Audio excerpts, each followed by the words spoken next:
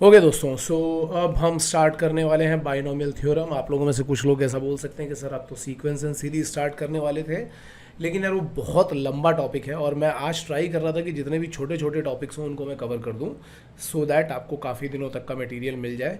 और ये भी एक बहुत इंपॉर्टेंट टॉपिक है क्योंकि इसमें से कम दो क्वेश्चन तो आते ही आते हैं और वो भी बिल्कुल फॉर्मूला बेस। हाँ, लेकिन यहाँ पे प्रॉब्लम क्या होता है बच्चों को, यहाँ पे जो सबसे बड़ा प्रॉब्लम होता है वो ये होता है कि इसका फॉर्मूला बहुत बड़ा होता है।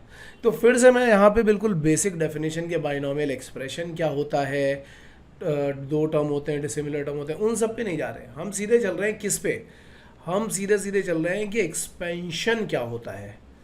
तो एक्सपेंशन क्या होता है, अगर कभी ऐसा लिखा हुआ है कि x plus y whole power n, तो इसका एक्सपेंशन जो होता है वो ऐसा आता है। ध्यान से देखना और समझना, क्योंकि यहाँ पे आपको मिलने वाला है एक बल्ब ऑन मोमेंट। जब भी आप क्लास अटेंड करोगे तो आपको यहाँ पे बहुत सारे बॉम्ब्स मिलेंगे, उनको लिखते जाना अपनी तरफ से। सो अपना बल्ब ऑन मोमेंट है क्या, x plus y whole power n में ये टर्म स्टार्ट होता है n c zero, x power n minus zero, y power zero. अब दूसरे टर्म में जाओ, n c one, x power n minus one, y power n. मतलब देखो, एक तो ये n c zero, n c one, n c two, इनको बोलते हैं बाइनोमियल कोफिशिएंट। तो इनको तो पहले अच्छे तरीके से समझ लो, इनको बोलते हैं बाइनोमियल कोफिशिएंट।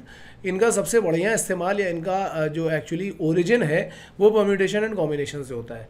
लेकिन इनकी वैल्यूज़ क्या होती है, इनकी प्रॉपर्टीज़ क्या होती है, वो सब अभी हम लोग देख लेंगे थोड़ी देर में।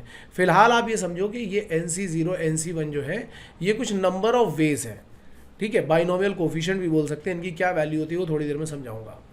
पहले टर्म के पास क्या है, अच्छा कुछ कुछ डेफिनेशन बता रहा हूँ। देखो यहाँ पे क्या है, x जो है ब्रैकेट के अंदर फर्स्ट टर्म है, y जो है सेकंड टर्म है, n पावर में है, इसको हम बोलते हैं इंडेक्स। और जो अभी हम लोग देख रहे हैं वो पॉजिटिव इंटीजर इंडेक्स के लिए देख रहे हैं, मतलब ये वाली जो पावर है this should be positive integer. ये याद रखना, n का वैल्यू पॉजिटिव इंटीजर ही रहना चाहिए। जब हम इसको एक्सपैंड करते हैं तो एन सी ज़ीरो एक्स यानी पहले टर्म के ऊपर पूरी पावर आ गई और y को कुछ नहीं मिला। दूसरे टर्म में क्या हुआ, जब हमने एन सी वन किया, मतलब लोअर इंडेक्स, ये जो एन सी वन दिख रहा है ना, जो एन सी आर लिखा रहता है, तो ये एन सी आर में क्या होता है कि एन को बोलते हैं अपर इंडेक्स और आर को बोलते हैं लोअर इंडेक्स। तो यहाँ पे क्या हो रहा है, जब एन सी टू कर रहे हो तो एक्स के power sorry n c one करोगे तो एक्स के पास एक पावर कम हो जाएगी और वाई के पास एक पावर बढ़ जाएगी। एन सी टू करोगे तो एक्स के पास दो पावर्स कम हो जाएंगे और वाई के पास दो बढ़ जाएंगे। आगे जब जनरल में जाओगे तो एन सी आर करोगे तो एक्स के पास आर पावर्स कम हो जाएंगी और वाई के पास आर पावर्स बढ़ जाएंगी। और जब लास्ट में जाओगे एन सी एन करोगे तो एक्स से सारी की सारी पावर छीन चुकी होंगी और सब चली जाएंगी वाई के पास में। तो इसको हम लोग समेशन के फॉर्म में भी लिख सकते हैं। समेशन का मतलब होता है एडिशन, ऐड करना। मतलब आर इक्वल टू ज़ीरो डालोगे तो पहला टर्म आएगा, फिर r equal to one zero two n का मतलब क्या, zero one two three four से लेकर के एन तक सब डालना है यहाँ पे। तो जब जीरो डालोगे तो देखो पहला टर्म आएगा, वन डालोगे तो दूसरा आएगा, टू डालोगे तो तीसरा आएगा, एंड सो ऑन। जब एन डालोगे तो आखिरी टर्म आएगा।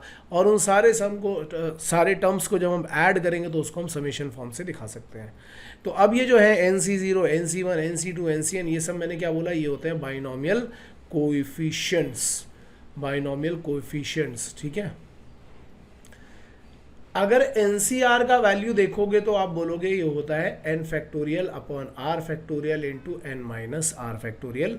लोअर इंडेक्स का वैल्यू यानी कि आर का वैल्यू हमेशा जीरो से लेकर के एन के बीच में होता है। ये चीज़ हमें याद रखनी है। इसकी कुछ कुछ प्रॉपर्टीज़ भी होती हैं जो हम आगे आगे चल के देखेंगे।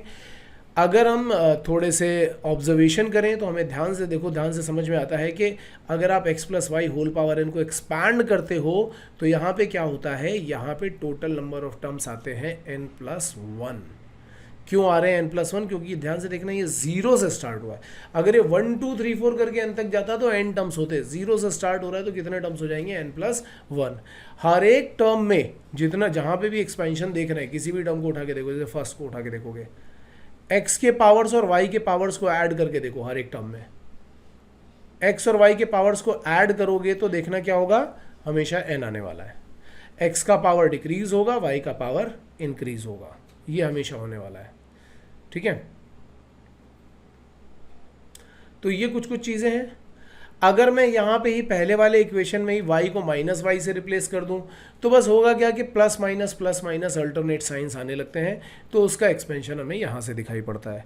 और अगर मैं ऐसा करूँ कि x को 1 से और y को x से रिप्लेस कर दूँ, मतलब ये बड़ा ही इंपॉर्टेंट ये बड़ा ही इंपॉर्टेंट है ये एक्सपेंशन। तो देखो क्या होगा, एन सी ज़ीरो, 1 की पावर n, x की पावर 0, फिर एन सी। अब 1 की पावर तो तुम कुछ भी देते रहो तो उससे कोई फ़र्क ही नहीं पड़ रहा, तुम तो ये देखो कि सेकंड टर्म के ऊपर क्या पावर आ रही है। तो जब दूसरे पे आओगे तो n c 1 x power 1, n c 2 x power 2, इस तरीके से आगे तक जाओगे तो ये n c n x power n आ जाएगा, जिसको समेशन के फॉर्म में n c r x power r भी लिखा जा सकता है। और यहीं अगर इसी x को -x से रिप्लेस कर देंगे तो अल्टरनेट पॉजिटिव नेगेटिव टर्म चलने शुरू हो जाएंगे। ये सब छोटे छोटे से फॉर्मूले हैं, ठीक है, जो याद होने ज़रूरी हैं। अब ये देखना ये वाला पॉइंट, इससे बड़े अच्छे क्वेश्चंस बनते हैं यार बोर्ड में भी और इसमें भी, कि अगर हम x plus y power n और x minus y power n दोनों को ऐड करें, अगर आप इसको ऐड करोगे, ध्यान से देखो, ऊपर आप पहले ही देख चुके हो कि इन दोनों का एक्सपेंशन कैसा होता है, आपने यहाँ पे देखा था थोड़ी देर पहले कि इन दोनों का एक्सपेंशन कैसा होता है। एक ये इक्वेशन आपने देखी थी और दूसरी ये इक्वेशन देखी थी। अगर आप खुद ही ऐड करके देखोगे तो आपको दिखेगा कि NC1 वाला टर्म और यहाँ NC1 वाला टर्म ये कैंसिल आउट हो जाएगा, मतलब जिसका लोअर इंडेक्स 135 आ रहा है वो सारे टर्म्स कैंसिल हो जाएंगे। तो जब आप यहाँ पे देखोगे तो लोअर इंडेक्स वही बच रहे हैं जो इवन है, यानी 0 to 4 वाले बच रहे हैं। और जब हम इसको सब्ट्रैक्ट करते हैं तो क्या होता है, तब 135 वाले बचते हैं और बाकी चले जाते हैं। तो इस तरीके से हमें ये समझ में आता है कि ये एडिशन और सब्ट्रैक्शन में कई बार इस तरीके के क्वेश्चन पूछे भी जाते हैं। अच्छा, अब एक चीज़ आती है जनरल टर्म। जनरल टर्म मैंने वैसे यहाँ पे पहले भी दिखाया था, ये था अपना जनरल टर्म, ये वाला टर्म आपको दिख रहा होगा, ये है जनरल टर्म। लेकिन ये इसमें कई लोग कंफ्यूज हो जाते हैं, जो जनरल टर्म होता है ये rth टर्म नहीं होकर के r+1th टर्म होता है general term. TR+1 is what NCR x power n minus r and y power r, ये होता है अपना जनरल टर्म। ठीक है, क्यों? देखो फर्स्ट टर्म में 0 है, सेकेंड टर्म में 1 है, थर्ड टर्म में 2 है, तो ऑब्वियसली r+1th टर्म में r आएगा। ये सिंपल ऑब्जर्वेशन है, ठीक है, ध्यान से समझते जाना। अगर नहीं समझ रहा हो तो रोक करके इस चीज़ को 2-3 बार देख लेना, अपने आप समझ में आना शुरू हो जाएगा।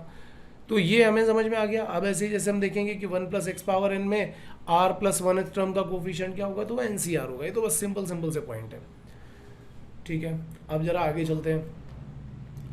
तो कुछ क्वेश्चंस मैंने यहाँ पे करवाए थे, जैसे मैं बोल रहा था ना कि देखो क्वेश्चन पूछे जाते, तो ये वाला क्वेश्चन वही है, x + y whole power n, x - y whole power n type का, ठीक है। ये वाला क्वेश्चन भी वैसे ही किया जा सकता है, नेक्स्ट क्वेश्चन भी वैसे। ये सब बोर्ड के क्वेश्चन है जो मैंने यहाँ पे उठा करके डाले हैं, तो आपको यहाँ पे मैंने स्पेस भी दिया है करने के लिए। अब जनरल टर्म के बारे में मैंने बताया, देखो first term, second term, third term क्या आ रहा है। तो जनरल टर्म जो होगा वो हमेशा कौन सा होगा, वो होगा r+1th टर्म। जनरल टर्म के बहुत बढ़िया क्वेश्चन बनते हैं और बहुत ही अच्छे क्वेश्चन बना करके वो पूछता है। आसान होते हैं, सीधा यहीं से ही हो जाता है सॉल्व, केवल इसी चीज़ से ही। अभी आगे करवाऊंगा। तो एक तो ये बन गया कि अगर x + y whole power n है तो जनरल टर्म ये, x - y whole power n है तो उसका जनरल टर्म कहाँ से आ जाएगा, उसका यहाँ से आ जाएगा। अगर 1 + x होल पावर n तो उसका जनरल टर्म यहाँ से आ जाएगा, 1 - x वाले की जनरल टर्म यहाँ से आ जाएगा। तो ये सारे के सारे जनरल टर्म आ जाते हैं।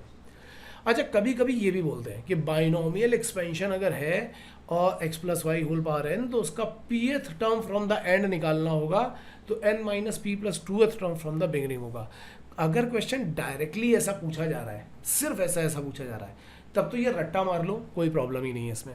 लेकिन अगर आपको टर्म निकालने के लिए पूछता है कि भैया बताओ pth term from the and कौन सा होगा, तो एक बहुत सिंपल सी टिप बता रहा हूँ, x + y whole power n को एक्सपैंड करने की बजाय y + x whole power n को एक्सपैंड, मतलब सीरीज को उल्टा करो, y + x whole power n को एक्सपैंड करो और फिर इसका pth टर्म फाइंड कर लो।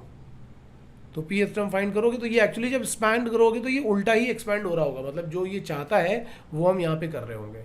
तो हमें ये याद नहीं रखना पड़ेगा। लेकिन सपोज करो कि क्वेश्चन में यही पूछ ले कि pth term from the and क्या होगा, तो तुम्हें याद रखना पड़ेगा n - p + 2th टर्म। या अगर वो बोलेगा p + 1th टर्म, जो इसने लिखा नहीं है यहाँ पे, अगर वो बोलेगा p + 1th term from the and, तो तुम क्या बोलोगे, n - p + 1th term from the beginning, n - p + 1th term from the beginning. तो तुम ये भी चीज़ याद रख सकते हो, कभी कभी ये चीज़ें पूछी जाती हैं। TMI में इस तरीके का क्वेश्चन पूछ लिया गया था, TMI सेट में। तो कुछ क्वेश्चंस यहाँ पे हैं जो बिल्कुल इस पे ही बेस्ड हैं। जैसे अगर आप देखोगे, आपसे कोई पूछता है कि भाई इसमें 5th टर्म बताओ, देखो ये तो उसने सीधे टर्म ही पूछ ली कि 5th टर्म बताओ, 4th टर्म बताओ, 2nd टर्म बताओ, ये तो आसान है। आगे मैं कुछ चीज़ें और बताऊंगा, जैसे इंडिपेंडेंट टर्म। अच्छा क्वेश्चन ये बनता है कि इंडिपेंडेंट टर्म या कांस्टेंट टर्म बताओ। तो इंडिपेंडेंट टर्म का मतलब क्या हो गया, कांस्टेंट टर्म का मतलब क्या हो गया कि वहाँ पे वेरिएबल का पावर जो है वो 0 है। जैसे वो पूछ रहा है कि इस क्वेश्चन में देखो, वो पूछता है एग्जाम्पल नंबर 9 को देखना जरा थोड़ी देर के लिए। इसमें क्या बोल रहा है कि find the independent term in the expansion of this. तो अगर तुम ध्यान से देखोगे इसको, तो अभी तुम क्या बोलोगे, तुम बोलोगे कि चलो इसका जनरल टर्म लिखते हैं। तो इसका जनरल टर्म आएगा TR+1 जो होगा वो आएगा 10CR first term raise to the power, यानी कि √(x/3) raise to the power 10 - R, and second term यानी कि 3/2x² raise to the power R। तो अब अगर हम इसको थोड़ा सिंप्लीफाई करें तो ये 10CR अलग हो गया, ये नीचे वाला 1/√3 raise to the power 10 - R इसको अलग कर दो। इस x की पावर को, x की पावर से अलग करनी होती है हमेशा, याद रखो। तो it is 10 - R whole divided by 2 आ गया। इधर ये 3 की पावर R आ गया, इवन 3/2 की पावर R कर लो इसको, ठीक है। अब ये x² दिख रहा है, इसकी पावर ऊपर लेकर के जाओ तो ये x⁻⁻2R आ जाएगा। तो अब होगा क्या, अगर आप देखोगे ध्यान से तो इट विल बी 10CR, ठीक है। 1/√3 है तो 1/√3 raise to the power 10 - R। वैसे थोड़ा सा कॉम्प्लिकेटेड क्वेश्चन है, IMU के पॉइंट ऑफ व्यू से इतना बड़ा नहीं आता, लेकिन मैं एक बता दे रहा हूँ। और फिर यहाँ पे x की पावर देखोगे तो x की पावर जब ऐड करोगे तो आएगा 10 - R/2 - 2R। अगर हमें चाहिए कांस्टेंट टर्म तो हम क्या बोलेंगे कि x की पावर जो है वो क्या होनी चाहिए, वो 0 होनी चाहिए। तो जब हम इसको 0 से इक्वेट करेंगे तो आएगा 10 - R = 4R, यानी कि 5R = 10, यानी कि R = 2। और R = 2 जब आप इस इक्वेशन 1 में डाल दोगे तो आपको इंडिपेंडेंट टर्म भी मिलने लगेगा। तो इस तरीके के क्वेश्चन बन के आ जाते हैं आपके पास कभी कभी। वैसे इसमें मैंने कुछ बड़े बड़े क्वेश्चंस भी डाले हुए हैं, अच्छे क्वेश्चंस भी डाले हैं, लेकिन आपके पास इतने बड़े क्वेश्चंस नहीं आएंगे, आपके पास छोटे क्वेश्चन ही आएंगे जो जल्दी से सॉल्व हो जाए। तो होपफुली ये समझ में आया होगा आपको। अब इसके बाद हम चलते हैं आगे वाले पे। आगे और क्या क्या चीज़ें बच रही हैं। मिडिल टर्म पूछा जा सकता है, इसको समझना है यार। मिडिल टर्म क्या होता है, व्हेन n इज इवन, अगर जो ये पावर है वो इवन है तो टोटल नंबर ऑफ टर्म जो होते हैं वो हो जाते हैं ऑड। ये याद रखो, अगर n इवन है तो टोटल नंबर ऑफ टर्म हो जाएंगे ऑड। तो ऐसे केस में क्या होगा कि n/2 + 1th टर्म जो होगा that is the middle term. अगर कैलकुलेट करना होगा तो यहाँ से कैलकुलेट किया जा सकता है। और अगर n ऑड है तो टोटल नंबर ऑफ टर्म हो जाएंगे, वो हो जाएंगे इवन, वो हो जाएंगे इवन। तो ऐसे केस में दो टर्म होते हैं जो मिडिल टर्म होते हैं, एक n+1/2th टर्म एंड एक n+3/2th टर्म। ये दो टर्म मिडिल टर्म आ जाते हैं। तुम वैसे भी देख ही सकते हो, इसको एक्सपैंड करके करोगे तो अपने आप समझ में आ जाएगा, ठीक है। तो कभी कभी मिडिल टर्म का क्वेश्चन भी पूछा जा सकता है। तो ये मैंने मिडिल टर्म वाला फॉर्मूला बता दिया, अच्छी तरीके से देख लेना। NCERT की बुक के क्वेश्चंस भी तुम लोग देख सकते हो, वो भी देख लेना एक बार ढंग से। इसके बाद जो नेक्स्ट आता है प्रॉपर्टीज, इससे क्वेश्चन पूछा जाता है, पहले भी पूछा गया है। वो क्या है, प्रॉपर्टीज ऑफ बाइनोमियल कोफिशिएंट। बड़े ध्यान से देखना यार, यहाँ पे क्या है, मैंने क्या किया है कि 1 + x⁻n के एक्सपेंशन को लिख दिया है। अगर ये एक्सपेंशन आपको पता है तो इससे देखो क्या बढ़िया बढ़िया कहानी बनती है। जब आप x = 1 डालोगे तो ध्यान से देखो, यहाँ पे x = 1 डाल के देखो ये क्या आ जाएगा, 2n = c0 + c1। अच्छा, इसमें कंफ्यूज मत होना कि सर ये तो आपने पहले nc0 पढ़ाया था, इसने c0 लिख दिया। देखो हर जगह पर nc0, nc1, nc2 यूज़ होता है, बार बार n लिखने में ये लोग बोर हो जाते हैं, तो उसको डायरेक्टली ncr को cr लिख देते हैं। तो nc0 का मतलब c0, nc1 का मतलब c1, ऐसा लिख दिया गया। तो जब आप इसी इक्वेशन में x = 1 सब्सटीट्यूट करते हो तो क्या आ जाता है, 2n = c0 + c1 + c2 and so on cn। मतलब कि सारे बाइनोमियल कोफिशिएंट को अगर ऐड कर दिया जाए तो आता है 2n। और अगर इसी इक्वेशन में x = -1 सब्सटीट्यूट कर दिया जाए, वही जो इक्वेशन नंबर 1 थी, वहाँ पे ही अगर आपने x = -1 सब्सटीट्यूट कर दिया तो c0 - c1 + c2 - c3 ये जो होता है ये हो जाता है 0। ये क्वेश्चंस आ सकते हैं, पहले भी आ चुके हैं, अच्छी तरीके से देखना। कौन सा वाला, ये वाला इंपॉर्टेंट है, और कौन सा इंपॉर्टेंट है, ये इंपॉर्टेंट है। अगर मैं इन दोनों को ऐड कर देता हूँ और मैं इन दोनों को सब्ट्रैक्ट कर देता हूँ, दोनों ही केस में इनकी जो वैल्यू आती है, ऐड करने पे भी सेम आएगी। तुम ट्राई करके देख लेना, ऐड करके देखना और एक बार सब्ट्रैक्ट करके देखना। तो ये जो आ रही है ना, c0 + c2 + c4 and so on, या c1 + c3 + c5 and so on, ये वैल्यू आती है 2 पावर n माइनस 1। ये वैल्यू क्या आ जाती है 2 पावर n माइनस 1। ये वैल्यू भी पूछी जाती है। और एक और इम्पॉर्टेंट प्रॉपर्टी है बाइनोमियल कोफिशिएंट की, वो क्या है? वो है NCR can be written as n/r into n minus 1c r minus 1। ये भी बहुत इंपॉर्टेंट प्रॉपर्टी है बाइनोमियल कोफिशिएंट की। इसके अलावा कुछ प्रॉपर्टीज़ और भी होती हैं। लेट मी सी इसमें है या मैं ऐड करवा देता हूँ थोड़ी सी, अगर नहीं होगी, हाँ नहीं दिख रही है अभी। सो इसमें थोड़ी सी ऐड करते हैं हम लोग। क्या क्या होती हैं कुछ प्रॉपर्टीज़ और क्या होती हैं कि वैसे ऊपर भी लिखी हुई थी ये वाली property, NCR equal to NC n minus r। ये प्रॉपर्टी होती है, वो तुम डायरेक्टली फॉर्मूले में डाल करके चेक कर सकते हो। एक प्रॉपर्टी और होती है कि अगर कभी लिखा हुआ है कि NCX इक्वल टू NCY, तो क्या कंडीशन आ जाती है? तो कंडीशन आती है कि या तो ये लोअर इंडेक्स इक्वल हो जाए या फिर इन दोनों का सम n के इक्वल हो जाए। दोनों, ये ऊपर वाली प्रॉपर्टी से ही प्रूव होती है। और एक और बहुत इंपॉर्टेंट प्रॉपर्टी है, वो है NCR अपॉन NCR माइनस 1, जिसको हम बोलते हैं n minus r plus 1 upon r।